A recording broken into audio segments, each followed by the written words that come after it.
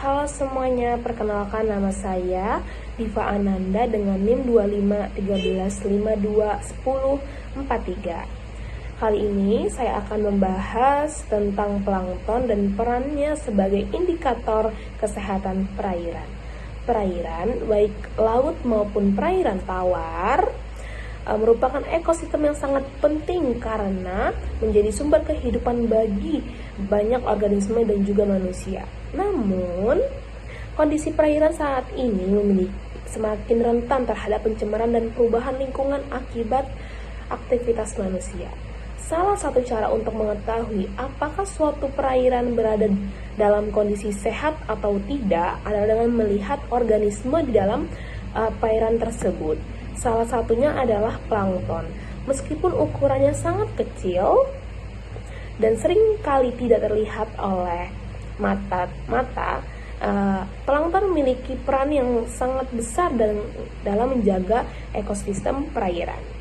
Melalui video ini, saya akan menjelaskan apa itu plankton serta bagaimana plankton dapat digunakan sebagai indikator kesehatan perairan. Selain itu, saya juga akan membahas peran plankton dalam produktivitas primer dan sekunder, sehingga kita dapat memahami mengapa plankton sangat penting bagi keberlangsungan hidup di perairan. Mari kita lihat video selanjutnya. Plankton adalah organisme berukuran sangat kecil yang hidup melayang di perairan dan penggerakannya mengikuti arus air.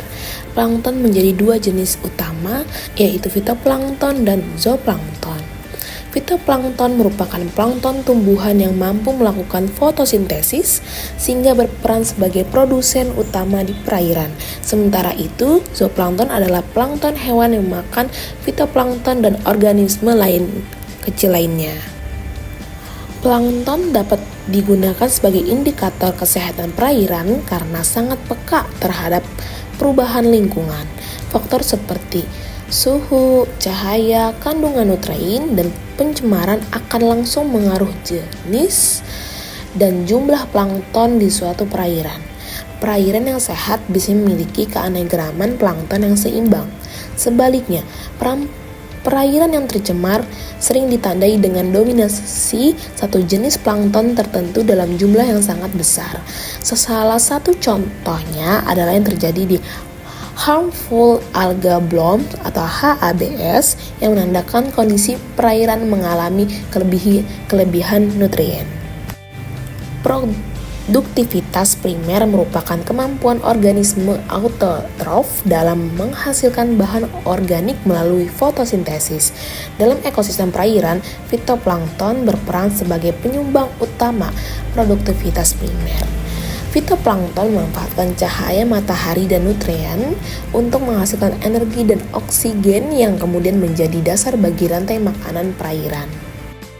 Produktivitas sekunder berkaitan dengan pembentukan biomasa oleh organisme heterotrof seperti zooplankton.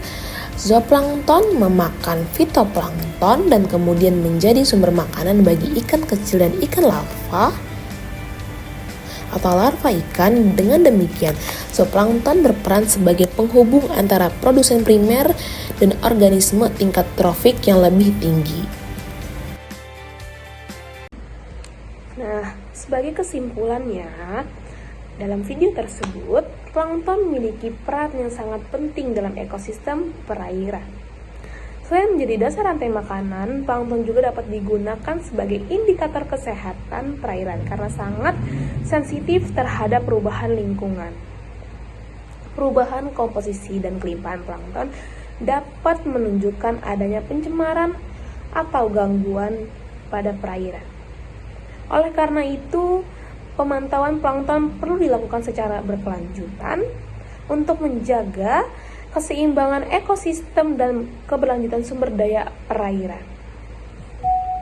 Dengan demikian, pembahasan mengenai plankton dan perannya dalam ekosistem perairan. Melalui materi ini, dapat diketahui bahwa peran plankton sangat penting bagi kesehatan perairan sebagai indikator kesehatan perairan serta sebagai dasar rantai makanan. Semoga video ini menambah pemahaman kita tentang pentingnya kesehatan perairan. Saya ucapkan terima kasih.